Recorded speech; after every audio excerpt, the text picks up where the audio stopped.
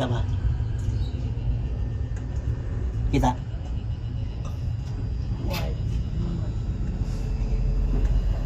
Ayan ang dumi niya.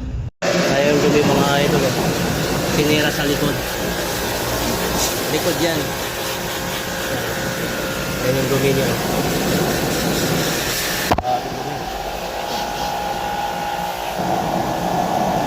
Likod pa yan, hindi pa natira namin yung lapas. Harap.